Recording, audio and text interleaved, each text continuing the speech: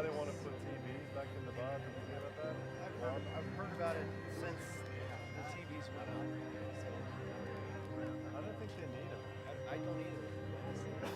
The only thing he's got is that nobody sits at the bar. Which I don't disagree with that, but I don't know if putting a TV there is going to cause people to sit there.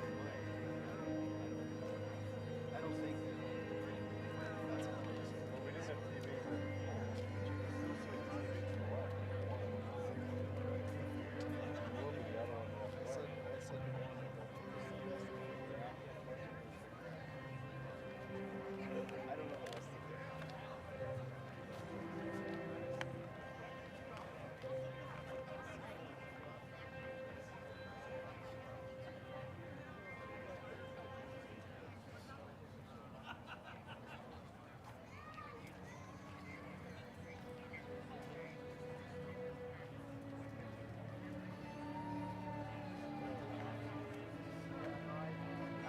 Like I said to Norm last night, I said, how about we just let the dust settle and we go from there? And then the one thing Amber did say was the TV, so if you're sitting at the bar like this, the one that's there to the right on the wall, getting bigger. I said, so then if we have a TV left over, we need to redeploy, that's one thing, but I don't want to reinvent the wheel. And he's like, oh, we need to put it into that closet. And I said, well, there's plans for that closet. And she was talking about putting a barn door there, so there'd be some hardware over the top, because we need to add some color between the two spaces. So I said, there's a plan. So you gotta relax, slow down a little bit. You can't change everything before things are going. I think I said it the other night. all of the landscape. Whether it's, I don't think one comes from this flower, but I think people like Wendorf, Dugmar, certain people that because they're not the ones in charge anymore, it feels like it's slipping away, so they're losing control. So then everything is a biggest situation. Well, they want to have my would. Right. I would have changed that light bulb. Like, dude, really? Yeah. Like, come on. Like, we've been working on this thing for 3 years, at least, if not 50, right? And the most important fact is that it's done. Just like when you move into a new house, you're gonna make changes, but get in the house first, because you may make a change for the sake of change, and then you change it again, which is ridiculous. Here, as you asked about, is all this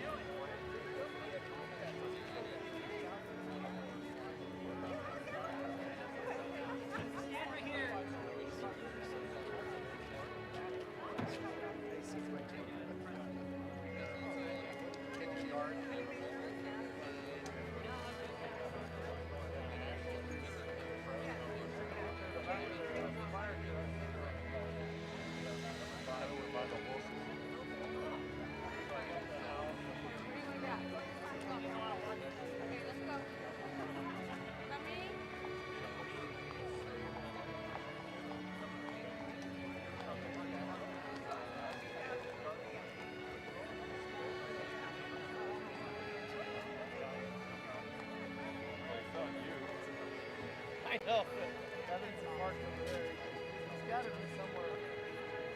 Oh, I see. I see. So, you get in this kind of environment with all the first responders, military, kind of feel like less than like I'm not doing my part.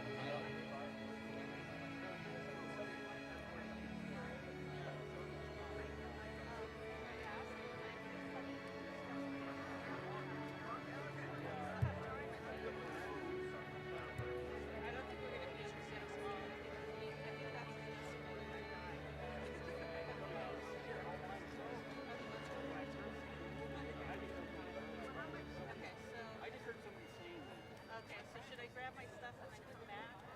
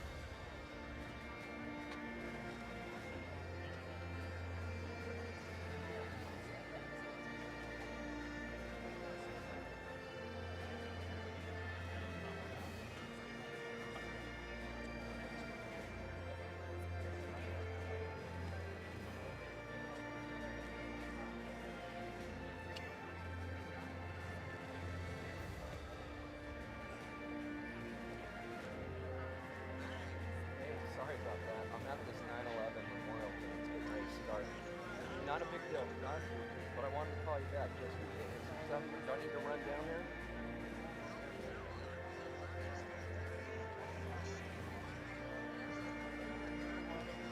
Really?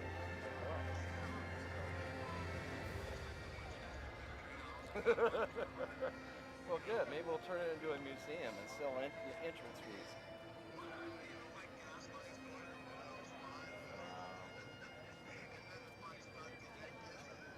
Wow.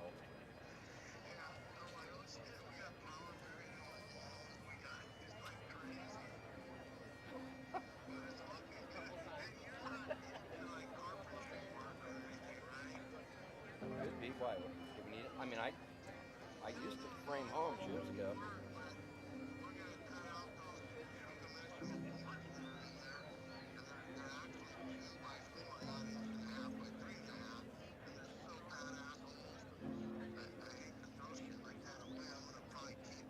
Good. Good. No, I agree. Yeah, I'm sure there's some incredible lumber in this place.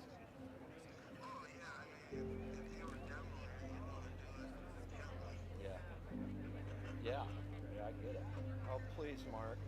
Take whatever you can use.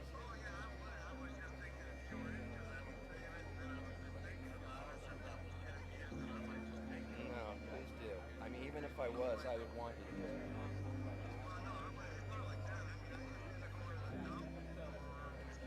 Right.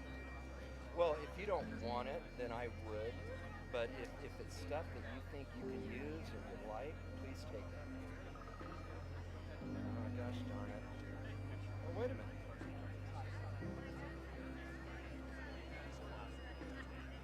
Are you there?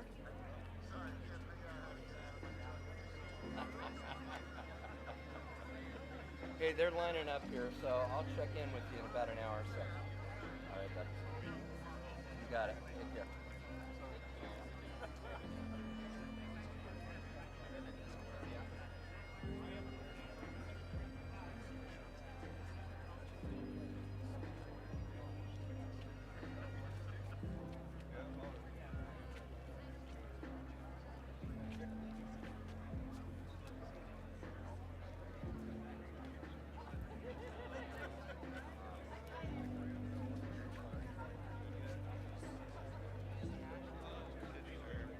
Installed these. The bottom firefighter? On the bottom.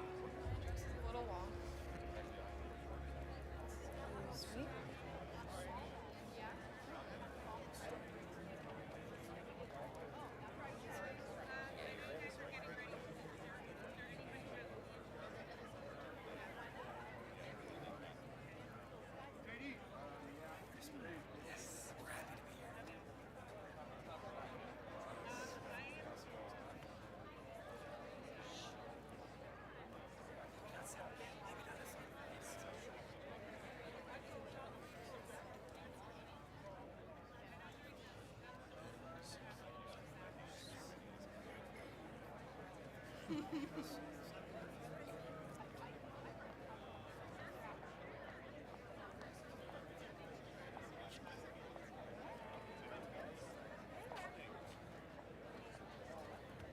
I take that?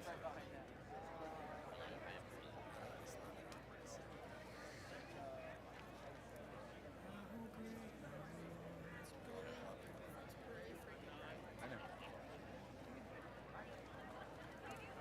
It's gonna do great. It's gonna be great. Yep.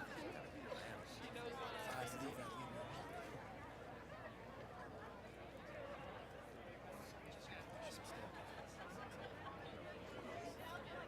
Sunrise. It's just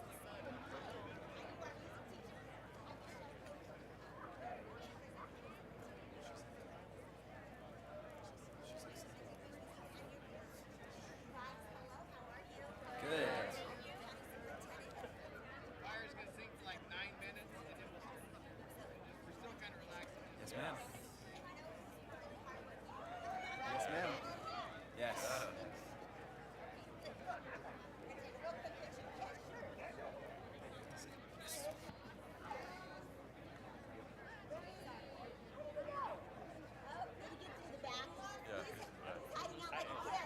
Mr. Certain. This is it.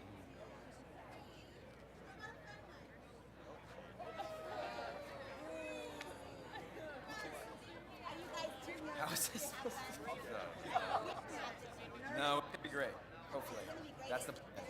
That's the plan. And I bet you're feeling like it needs some formality as it leaves the big Yeah, I bet. I spent my day at 5 a.m. thinking about the importance of this. I'm so glad all of us adults are here to watch you grow up well and have every opportunity.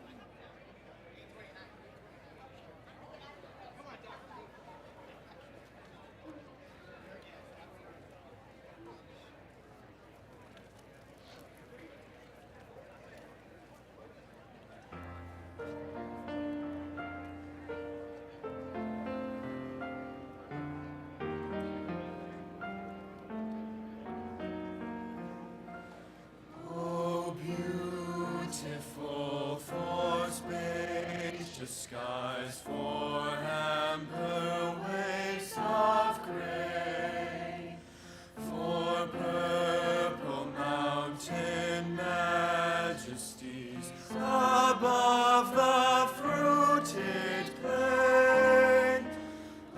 America, America, God shed His grace on thee, and crown thy good with brotherhood from sea to shining sea.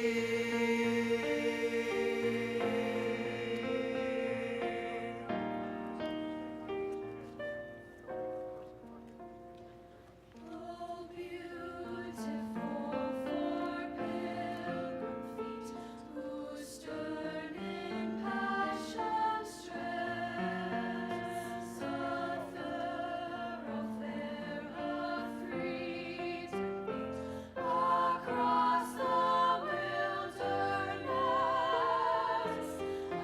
America, America, God sheds behind every flaw. Confirm thy soul in self-control, thy liberty and law.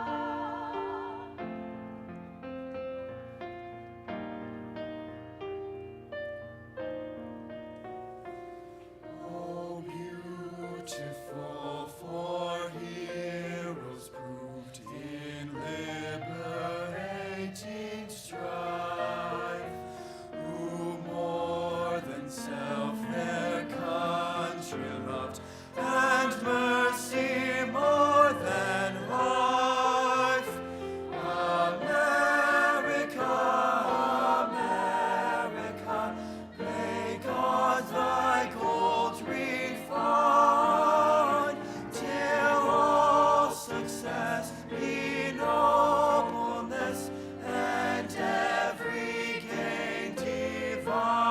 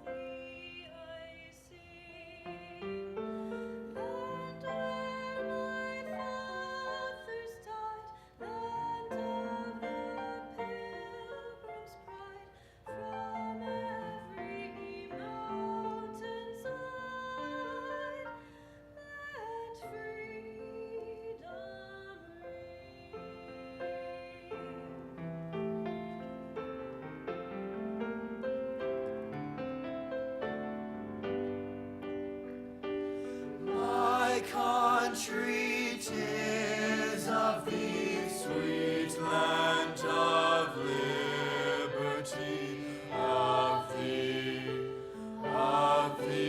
I sing, land where my fathers died, land of the pilgrim's pride, from every mountainside, let freedom reign.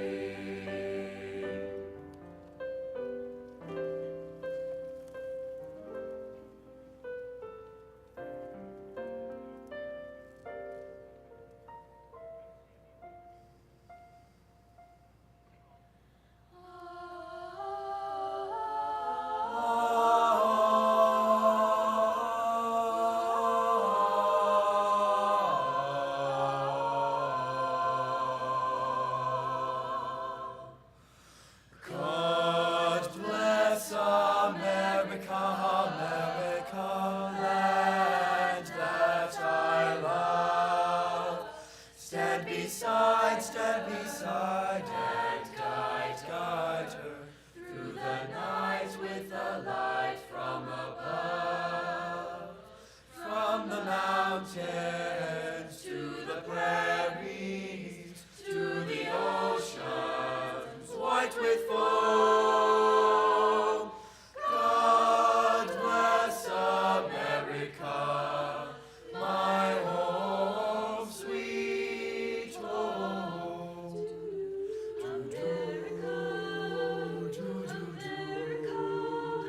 My home.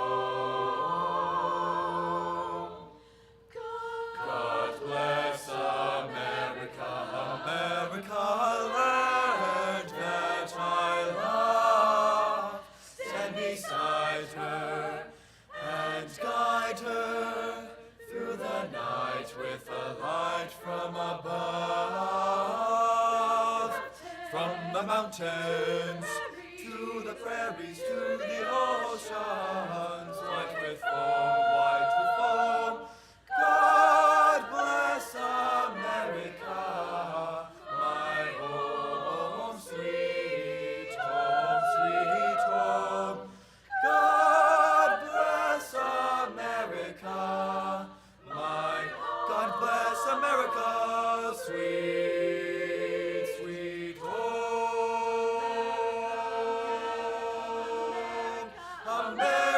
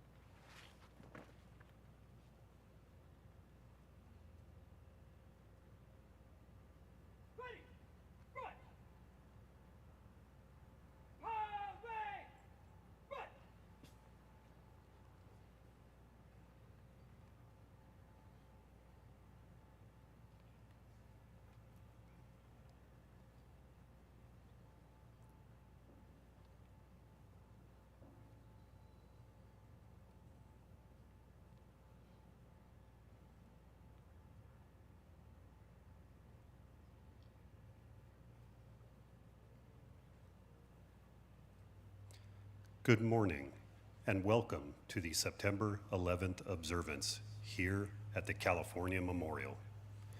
In just a few minutes, we will begin the ceremony commemorating the tragic events of September 11th, 2001. Due to the solemn nature of this ceremony, we ask that you turn off all electronic devices and respect all moments of silence. On this day in 2001, nearly 3,000 people lost their lives in the tragic events at the World Trade Center, the Pentagon, and just outside of Shanksville, Pennsylvania. This morning, our streets are lined with 404 American flags representing the number of police, fire, emergency services personnel, and one canine that perished on that tragic day. Today's ceremony not only commemorates those who lost their lives, but also the heroic efforts of many to save lives, including the estimated 14,000 civilians evacuated from the World Trade Center complex. There is great significance in many of the actions in today's ceremony, and I would like to take a moment to explain them to you. At 8:46, you will hear actual radio dispatch calls from that tragic day in 2001. This is the exact time that the first plane hit the first tower. The radio dispatch calls will be followed by sirens and the lowering of the flag. Next, the singing of the national anthem, a wreath procession, the playing of Amazing Grace by a pipe and drum detail, a 21-gun salute by the United States Marine Corps, and the playing of taps. The fire bell will then sound 3 times in a row. This is a tradition of the fire service that reflects respect and honor to those who give their lives to their duty. It also represents the end of an emergency and the return to quarters. Honored guest, Mr. George Martin, Heisman humanitarian, New York Giants Super Bowl champion, and author of Just Around the Bend, My Journey for September 11th, will then share his story of walking 3,000 miles across the United States to raise funds for September 11th rescue and recovery workers. California Department of Corrections and Rehabilitation Honor Guard member, Assistant Company Commander Sal Rodriguez, will then present the American flag to Mr. Martin. The flag is presented on behalf of all emergency services personnel. I will return to the microphone to conclude the ceremony.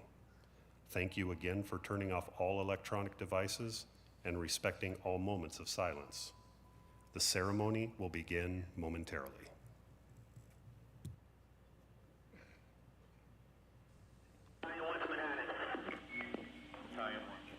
We just had a plane crash into Alpha 4 of the World Trade Center, transmit a second alarm, and start relocating companies into the area. Engine 6 to Manhattan.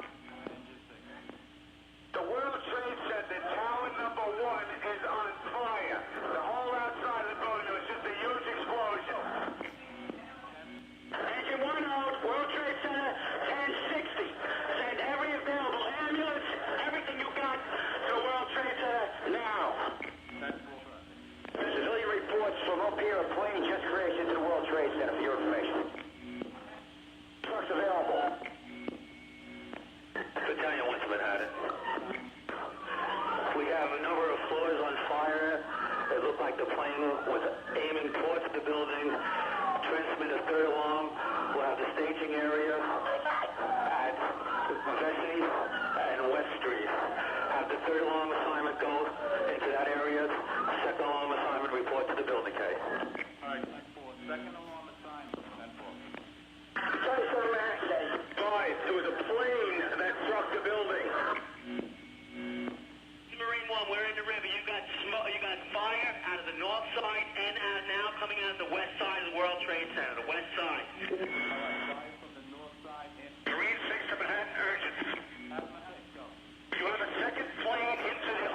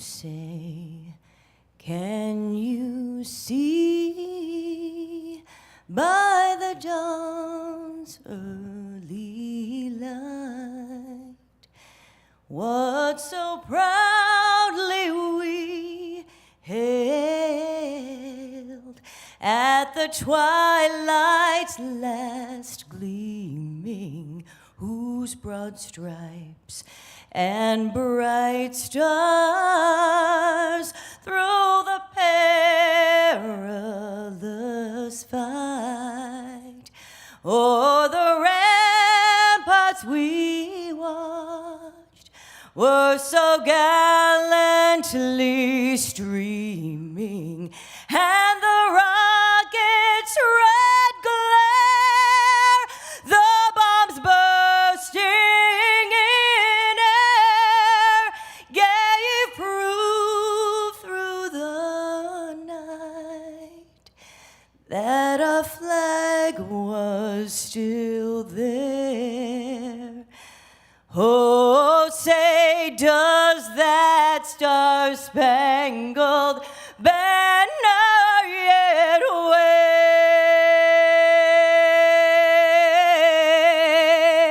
wave o'er the land of the free and the home of the brave?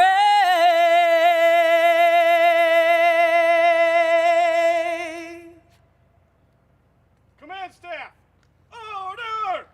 Arms! Parade! Rest!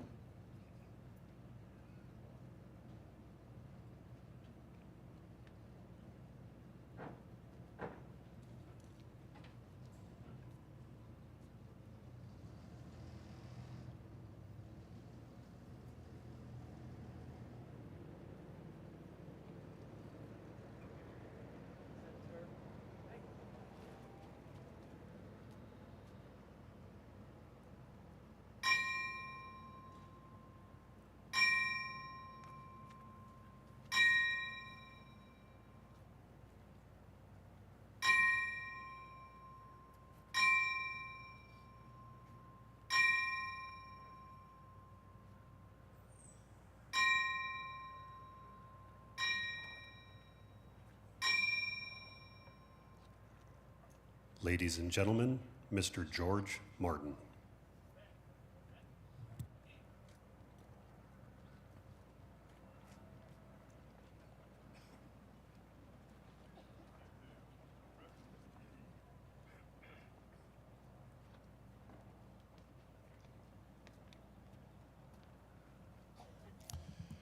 First of all, a pleasant good morning to each and every one of you, and a hearty thank you for all our military and our civilian people who have come out today and to show their patriotism and their support of this program. Let me start off by saying that I also have with me my partner for the last 50 years, 51 years, my wife Diane. If she would please stand as well.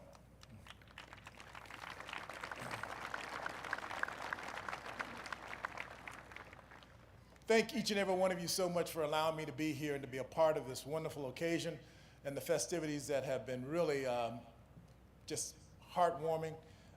This is something that I could never have imagined, but I'm honored to be here and to be a part of it. Let me tell you, first of all, I'd like to I'll tell you a little bit about myself before I get into my speech. I was born in Greenville, South Carolina. I was a son of a sharecropper. My dad was a farmer.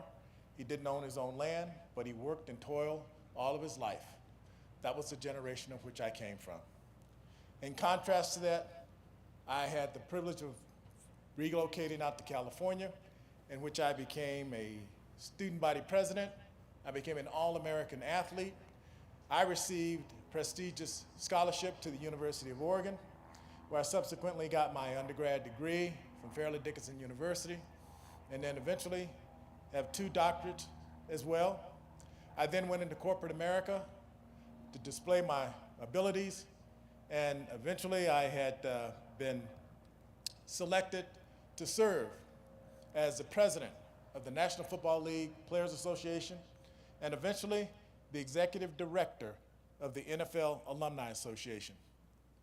I say that only for this reason, not to be braggadocious, but to tell you how indebted I am to the country that we serve, the country that we live in, and the country that we love.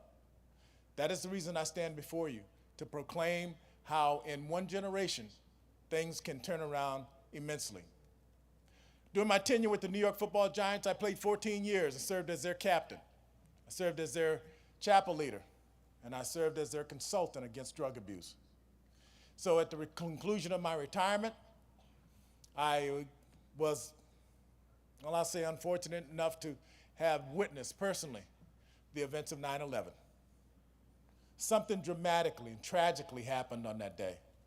And for someone who had always been heralded and very well received, to see how an entire city and subsequently a country can be decimated by such disaster, it hit me, and it hit me extremely hard. And there was one thing that came to mind. My mom says, always be grateful for what has been done for you. And at that point in time, I wanted to reciprocate. I felt it was my responsibility, it was my duty as an American citizen to use what things I had profited upon, what I gained, and to use it for the benefit of others. And so it came upon me to create a 501c3, which was entitled A Journey for 911, which would see me walk from the New York side of the George Washington Bridge all the way to San Diego, California, for 2 very specific reasons. One, to raise awareness for the brave heroes who both perished and those that survived the attacks on the World Trade Center. And secondly, and most importantly, was to raise money, to raise funds for their medical care. It was something that was deeply embedded in me and something that I was deeply committed to. And so for the next 8.5 months, I walked each and every day, with the exception of Sunday, over 3,000 miles in order to accomplish my objective of saying thank you to real American heroes. You see, for 14 years, I'd played a kids game at a professional level. And people were under the false assertion that that makes you a hero. I can tell you that it certainly does not.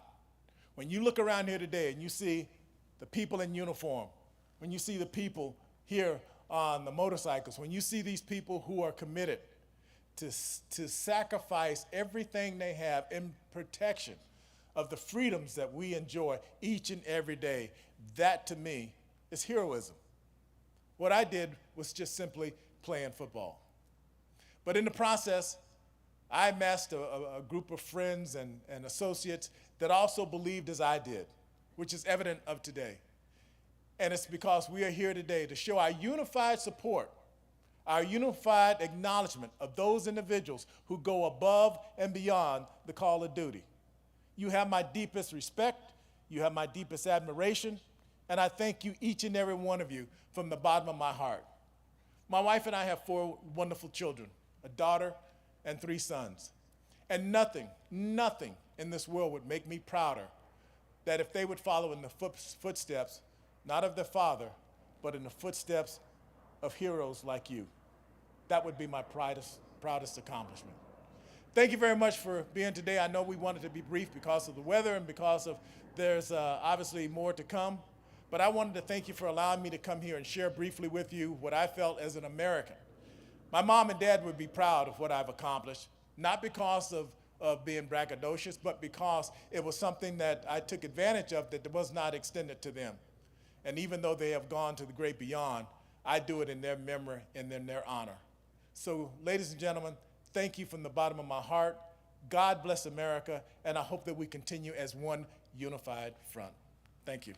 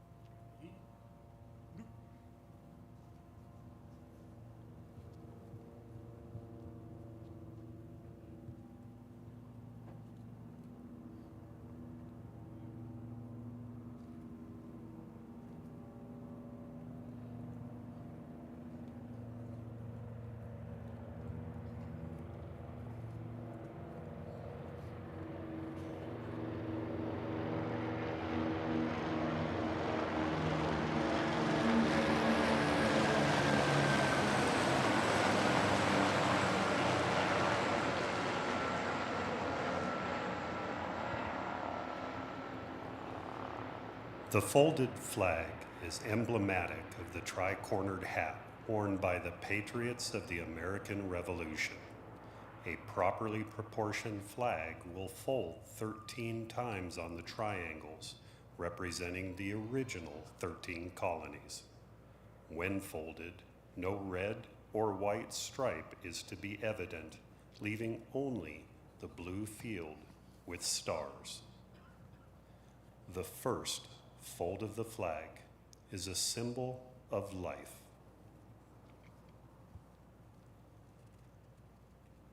The second fold is a symbol of the belief in eternal life.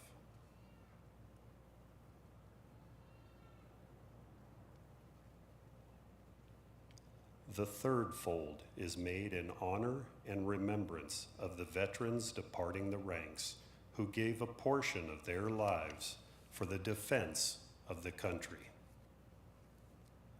The fourth fold represents the weaker nature of a man as we turn toward divine guidance in times of peace and war. The fifth fold is a tribute to the country. As Stephen Decatur stated, "Our country, may she always be right, but it is still our country, right or wrong." The sixth fold is for where people's hearts lie. It is with their heart that they pledge allegiance to the flag of the United States of America. The seventh fold is a tribute to its armed forces, for it is through the armed forces that they protect their country and their flag against all her enemies. The eighth fold is a tribute to the one who entered into the valley of the shadow of death, that we may see the light of day. The ninth fold is a tribute to mothers as they raise the men and women who have made this country great. The 10th fold is a tribute to the father, for he too has given his sons and daughters for the defense of their country since they were first born. The 11th fold represents the lower portion of the seal of King David and King Solomon and glorifies in the Hebrews' eyes the God of Abraham, Isaac, and Jacob. The 12th fold represents an emblem of eternity and glorifies God the Father, the Son, and the Holy Spirit. The 13th fold, or when the flag is completely folded, the stars are uppermost, reminding them of their nation's motto, "In God we trust."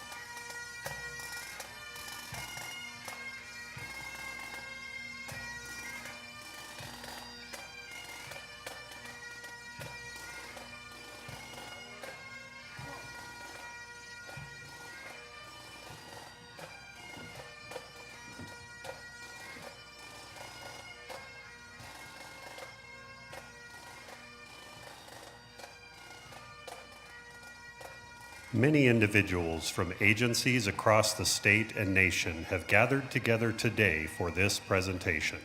We would like to thank them all for the significant part that they have played in today's ceremony and for the work that they do each and every day. Tomorrow evening, we invite you to join us at the Clovens Veterans Memorial Auditorium for the annual One Voice competition starting at 6 p.m. The competition encourages students to embrace the lessons our nation learned during and immediately after the events of September 11th. The contest is focused on art, poetry, and logo design, and artwork is on display today here for your viewing pleasure. The grand prize winner will be announced tomorrow evening. Mr. Martin will also join us for the One Voice competition to continue to share his inspirational story and to congratulate the winners. The ceremony is now concluded. All the vehicles in the static display around the memorial are available for public tour. Thank you for attending this year's September 11th observance here at the California Memorial.